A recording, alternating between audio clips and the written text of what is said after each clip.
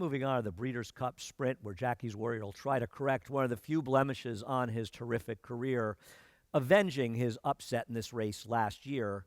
You'll be playing the Breeders' Cup Sprint and all the Breeders' Cup races at NYRA Bets. Head on over to NYRABets.com. Use the promo code CUP25 will match the $200 of your initial deposit and give you a free $25 play. This was supposed to be the big matchup between Jackie's Warrior and Jack Christopher. Unfortunately, Jack Christopher not able to play. Well, I don't think Jackie's Warrior's connections are upset about that because it's going to make his job much easier. And I really thought long and hard about trying to beat him. And while I have great respect for Jackie's Warrior and his brilliant record, he isn't so fast that I think he deserves to be in the pantheon of some of the best sprinters we've seen in this race over the years. But he's the controlling speed in here. And he's probably the best horse. So I really don't want to try to beat him here, even though he's going to be 3 or 4 to 5. Here he is easily beating Willie Boy. This is up in Saratoga in the Vanderbilt, the race before he lost to Cody's Wish. But keep in mind the Cody's Wish race, number 1 was 7 furlongs, but he also ran 1 Beyer point below his fastest Beyer fig ever when he ran second last time. I don't think he ran badly. I just think he ran to a horse that ran a little bit better. I wanted to try to beat Jackie's Warrior. I know he wins eased up. He's much better than those. This is a tougher field, though. There are some other players that are dangerous. I just don't know if they're dangerous enough to beat Jackie's Warrior. Now, one of them is Kamari, the race mare, who has suddenly gotten absolutely terrific for Wesley Ward. And the truth is, with her 105 and 106 Beyer figures in her recent races, she's fast enough to contend in here.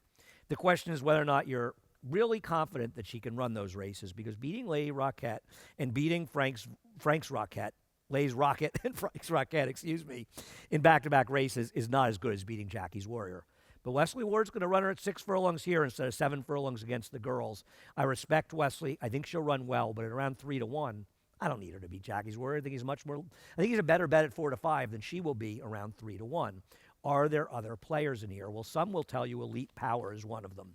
And it's hard to knock Elite Power, who's been impressive in winning 4 straight starts, including a race, the Vosburg, that at one time decided the sprint division before the Breeders' Cup came along and changed everything. He absolutely buried a field. It was a lesser field, but the horse he beat by 5 3/4 Eastern Bay came back to lose by a nose to the horse he beat by 10 3/4 Drafted. Actually not. Drafted finished 4th in there, but was about a length behind. They ran like 99 and 97 Beyers, so maybe Elite Power's last race is better than it looks. And he also was able to set a slow pace in a race that featured no pace. He'll get more pace in here. But this is a huge check for him. And I just wish he had run faster figures. If he was running faster figures, I'd take a shot with him. I just don't know if he's ultimately good enough in this race. American Theorem, I think, is one of the few that could be. We'll take a look at him winning, I believe, 2 races back in the Bing Crosby. This was at 6 furlongs at Del Mar. He got a 104 Beyer. He was impressive winning. I don't like the horse who finished second there. He's obviously not good enough to be competitive, get her number. Other horses in that race suggested the race probably was a pretty fast race, and American Theorem was impressive. And maybe Joe Bravo can get a Breeders' Cup win in this race. I'll say one thing about him. He is coming into this race in peak form, the best form of his life, and I do not discount his chances. I have him up there. I thought long and hard about taking last year's Breeders' Cup Sprint winner, one of the few horses, and I think the only one in here, to finish ahead of Jackie's Warrior. Is he really good enough?